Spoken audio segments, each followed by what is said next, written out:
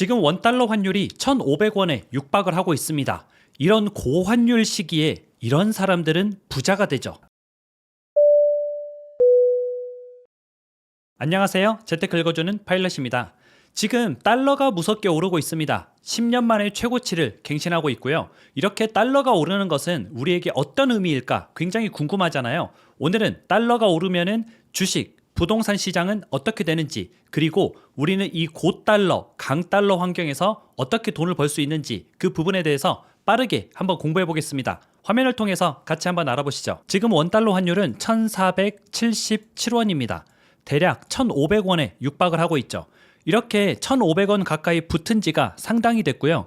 지금은 우리가 이제 환율 1,500원 시대를 대비해야 된다, 이렇게 보시면 되고, 이런 시대에 누구는 부자가 되고요, 누구는 거지가 됩니다. 우리가 보통은 고환율 시대에는 많은 사람들이 좀 힘들었었죠. 과거의 그래프를 한번 볼게요. 과거에 이렇게 강달러, 달러가 1,500원을 넘어갔던 적이 2번 정도 있었습니다.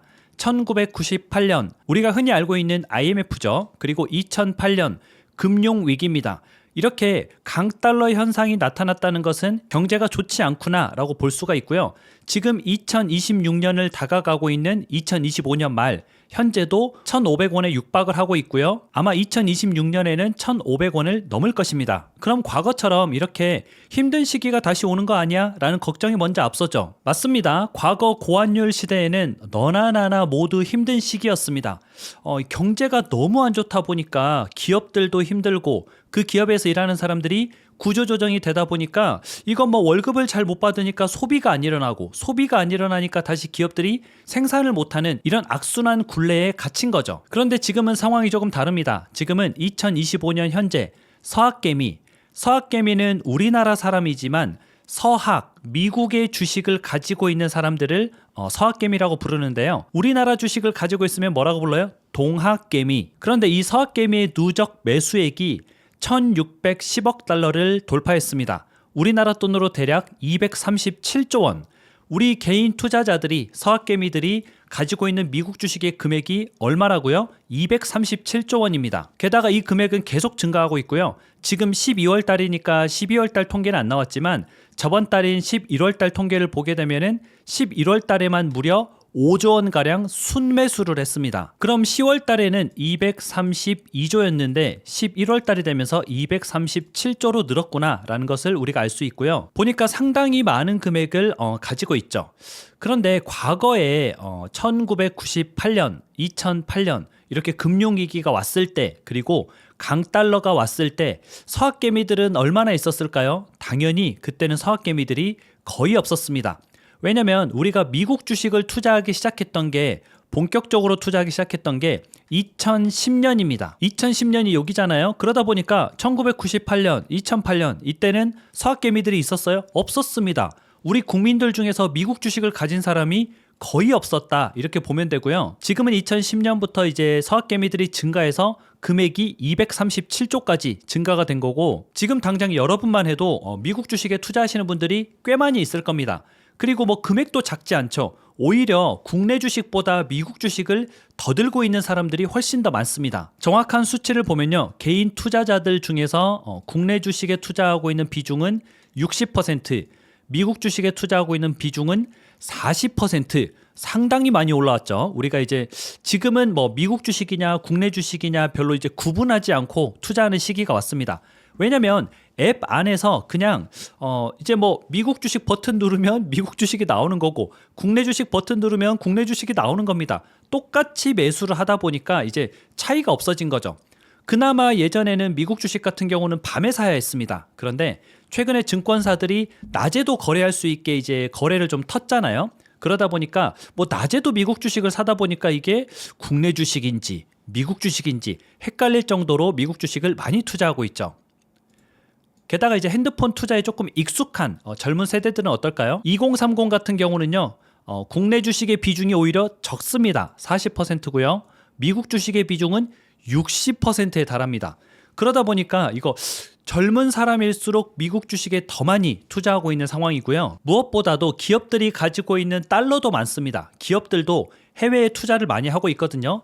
투자하거나 또는 투자를 위해서 달러를 보관하거나 이런 금액을 해외 유보금이라고 합니다. 이 해외 유보금이 보게 되면은 어느 순간 갑자기 급증을 했습니다. 왜 급증했을까요? 우리나라는 기본적으로 수출 국가입니다. 다른 나라에 수출을 해야 되는데 수출하기 위해서는 일단 원재료를 사가지고 와서 그 원재료를 가공한 다음에 수출을 하는 방식입니다. 그러다 보면 원재료를 사오는 돈은 뭘로 줘야 돼요? 달러로 줘야 됩니다. 달러가 올라가다 보면은 이거 달러를 원화로 다시 바꿀 게 아니라 가지고 있다가 그걸로 원자재를 사야겠다 이런 생각을 하겠죠.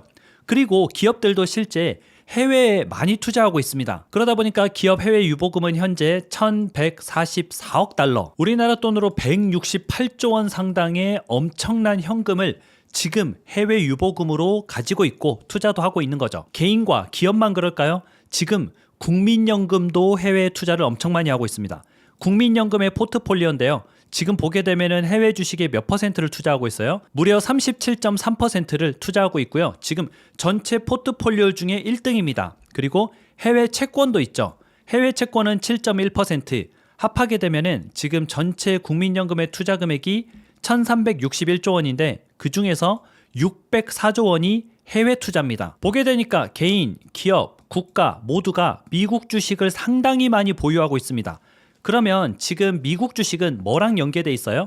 달러랑 연계돼 있습니다. 달러가 올라가게 되면은 내 미국 주식이 오르지 않았지만 같이 오르는 효과가 나오게 되죠. 그래서 이제 고환율, 강달러 시대가 오게 되면은 미국 주식을 가지고 있는 사람들은 돈을 버는 구조입니다. 하지만 국내는 어떨까요? 기본적으로 달러가 오르면은 수입 물가가 급등하죠. 그러면 소비가 위축됩니다. 가격이 올라가면 우리가 소비를 줄이잖아요. 그러면 성장이 둔화됩니다. 성장이 둔화되면은 기업들이 이제 잘 발전하지 못하니까 주가가 잘 안 가겠죠. 그러면 주식시장에서 외국인들의 이탈이 가속화되고요. 외국인들이 빠지면 주가가 하락하게 됩니다. 주가가 하락한 상태에서 이 외국인들을 다시 끌어오려면 어떻게 해야 돼요? 금리를 올려야 됩니다. 우리나라의 금리가 선진국의 금리보다 매력적이어야지 외국인들이 다시 돌아오는 거죠. 그래서 금리를 인상하게 되죠. 금리를 인상하게 되면은 부동산 거래가 감소하게 됩니다. 부동산이 침체가 되면은 결국 경기 침체로 이어지게 되는 거죠. 그래서 지금 달러 자체가 우리나라에 주는 영향이 어마어마합니다. 게다가 이제 달러가 너무 급격하게 오르면 어떤 현상이 일어나요? 외국인들이 주식시장에서 대규모 매도를 하게 됩니다. 이게 지금 주식시장에서 일어나고 있는 현상이고요. 지난달에 보게 되면은 11월 달이죠. 지난 한 달 동안 외국인들은 10조 원가량 매도를 했습니다. 순매도입니다. 역대 두 번째로 큰 대규모 매도거든요. 외국인들이 갑자기 왜 이렇게 매도를 했을까요? 당연히 갑자기 환율이 뛰었기 때문에 그렇습니다. 그런데 지금 그래도 주식시장은 좀 올랐잖아요. 이렇게 말씀하실 수 있는데 지금 주식시장이 오른 것은 이제 크게 두 가지로 볼 수 있는데요. 첫 번째로는 부동산 대기자금이 흘러들어왔습니다. 지금 부동산에 투자하시려는 분들이 돈을 가지고 있는 상태에서 토호제로 이제 수도권을 전체 다 묶었죠. 그러다 보니까 투자를 못하고 있습니다. 그런 상황에서 주식시장이 올라가니까 너나 나나 잠깐 주식시장에 또 발을 담그는 겁니다. 그러다 보니까 주식시장이 조금 과열된 상태로 올라가게 된 거고요. 두 번째로는 이제 AI 관련주들이 지금 실적이 잘 나오고 있기 때문에 올라가는 겁니다. 주식시장 전체가 좋아서 올라가는 게 아니라 이 AI 관련주들, 반도체 관련주들이 주가를 끌어올리고 있는 형국인 거죠. 하지만 주가가 계속 이렇게 올라간다고 하더라도 외국인이 계속 매도하면은 연기금, 기관, 개인도 못 버팁니다. 연기금 같은 경우도 지금 방어할 수 있는 비율 25% 정도로 알고 있거든요. 그 비율을 거의 다 소진했습니다. 만약에 외국인이 여기서 계속 더 던진다면은 더 받아낼 수 있는 돈이 있어요, 없어요? 없다는 얘기입니다. 기관은 뭐 하는 사람들이에요? 이득을 쫓아서 움직이는 사람들이죠. 외국인이 팔고 그 자금이 해외로 나간다면은 기관도 따라서 나가게 됩니다. 그 개인들도 뭐 똑똑하죠. 요새는 주가가 왜 이러지? 이러면 주가가 잘 가는 해외에 투자해야겠다 이런 생각을 당연히 하게 됩니다. 그러다 보면 연쇄적으로 무너지면서 주식시장이 무너질 수 있는 상황이 되고요. 그래서 외국인의 매도를 우리가 좀 지켜봐야 된다. 그런데 궁금하잖아요. 외국인이 왜 이렇게 매도하는 거야? 매도를 안 하면은 같이 돈 벌 수 있는데 왜 이렇게 매도하는 거야? 궁금하잖아요. 그 진짜 이유는 원화 가치의 하락 때문에 그렇습니다. 최근에 우리나라가 원화를 이제 좀 많이 찍어내고 있죠. 그러다 보니까 돈의 가치가 떨어지기 시작하는 겁니다. 돈의 가치가 상대적으로 떨어지면은 우리나라 돈의 가치만 떨어지는 거예요. 우리나라 돈의 가치가 떨어지면은 상대적으로 미국 달러의 가치가 가만히 있는데 올라가게 되죠. 그러면 여러분 같으면은 가치가 떨어지는 돈을 가지고 있고 싶으세요? 아니면 가치가 올라가는 돈을 가지고 있고 싶으세요? 당연히 후자입니다. 그러다 보면은 외국인들이 자금을 빼서 다시 미국으로 돌아가는 그런 현상이 나오게 되고요. 지금 대한민국의 가장 큰 문제점은 원화를 찍어내는 게 문제다. 이 원화를 찍어내는 게 진짜 돈을 막 공장에서 팡팡팡 찍어낸다 이런 개념이 아니고요. 그동안 우리가 저금리를 유지했다는 겁니다. 저금리라는 말은 시중에 어때요? 통화량이 증가하게 됩니다. 통화량은 시중에 돌아다니는 돈이죠. 시중에 돌아다니는 돈이 저금리 시대에는 많아집니다. 그러면 통화량이 증가하게 되는데 한번 우리 통화량을 볼까요? 대한민국의 M2 광의 통화량입니다. 통화량이 지금 계속 증가를 하고 있습니다. 이 증가하는 폭이 최근에는 조금 더 가팔라졌거든요. 2023년만 하더라도 조금 줄어드는 것 같았습니다. 그런데 지금 보게 되면 통화량이 2023년 이후에 더욱 가팔라졌습니다. 그러다 보니까 시중에 돈이 너무 넘쳐나고 있다. 근데 이 넘쳐나는 돈이 내 주머니로 들어오지 않아서 우리가 넘쳐나는 줄 모르는 거죠. 지금 이 파란색이 미국 금리입니다. 그리고 빨간색은 우리나라의 금리죠. 미국이 금리를 급격하게 올릴 때 우리나라도 급격하게 올리는 듯 싶었는데 올리다 말았습니다. 왜 올리다 말았을까요? 바로 부동산이 문제였던 겁니다. 여기서 금리를 더 올린다면은 부동산이 붕괴되는 거죠. 그래서 부동산을 살리기 위해서 금리 인상을 멈췄습니다. 실제 2023년에 뭐가 있었어요? 둔촌주공 살리기, 지금 올림픽 파크 포레온이죠. 이 사태가 터질까봐 정부에서는 막아줬습니다. 막아주다 보니까 금리를 안 올리게 된 거고요. 부실한 건설사들, 부실한 시행사들이 이때 다 파산을 했어야 됐는데 이 기업들에게 자꾸 피를 수혈해주면서 좀 억지로 끌고 갔던 거죠. 그러다 보니까 그게 결국은 부작용으로 서울 집값 급등까지 이어지게 된 겁니다. 만약에 우리나라의 금리가 이렇게 미국처럼 높았다 그러면 강남 집값이 이렇게 올라갈 수 있었을까요? 또는 서울 집값이 올라갈 수 있었을까요? 불가능합니다. 지금 미국 같은 경우에는 기준금리가 5.5%였잖아요. 이때만 하더라도 미국에서 주택담보대출의 금리가 8에서 9%였습니다. 여러분이 대출을 받으려고 하는데 주택담보대출을 받으려고 하는데 이자가 8에서 9% 나와요. 주택담보대출을 받아서 집을 사실 건가요? 당연히 안 삽니다. 왜냐하면 집값이 1년에 10% 가까이 올라야 본전치기가 되는 거거든요. 그런데 우리나라는 뭐 한 4%대였으니까 야 4%? 이거 월세 내는 것보다 내가 이자 내는 게 더 나은데? 이러면서 사람들이 집을 계속 사게 된 거죠. 결국은 부동산은 금리로 잡아야 됩니다. 그런데 이제 금리를 올리지 않았던 것이 한국 경제에 여러 가지 부작용으로 작용하고 있다라고 보시면 되고요.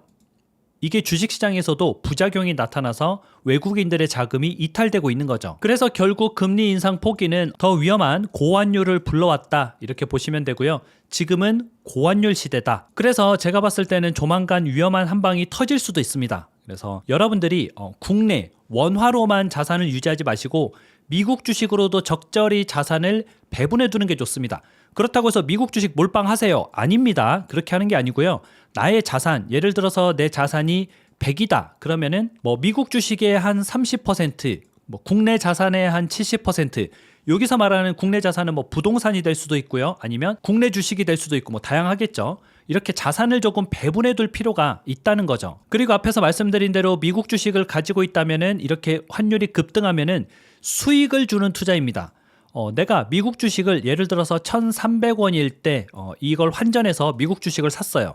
그런데 지금 1,477원이죠. 그럼 내 미국 주식이 안 올랐다고 치더라도 지금 수익률이 얼마예요? 대략 한 15% 되는 겁니다. 가만히 있었는데 그냥 달러가 오르니까 내 수익률이 15% 정도 올랐네 라고 볼 수 있는 거죠. 하지만 여러분들이 공부하지 않고 미국 주식을 투자한다면 그거는 카지노에 가는 것과 똑같습니다. 카지노에 가서 그냥 당기고만 있는 거죠. 터져라 터져라 하면서. 그러면 터질까요? 안 터집니다. 내가 어떤 종목에 대해서 정말 꼼꼼하게 공부하는 거죠. 오늘은 다가오는 이제 고환율 강달러 시대에 대해서 한번 알아봤고요. 내년에도 강달러가 지속될 예정이기 때문에 여러분 자산의 일정 비율, 뭐 10%면 10%, 30%면 30%, 이 정도는 미국 주식으로 투자하는 것도 나쁘지 않습니다. 앞으로도 이 달러 추이에 대해서 같이 한번 계속 공부해 보도록 하겠습니다. 감사합니다.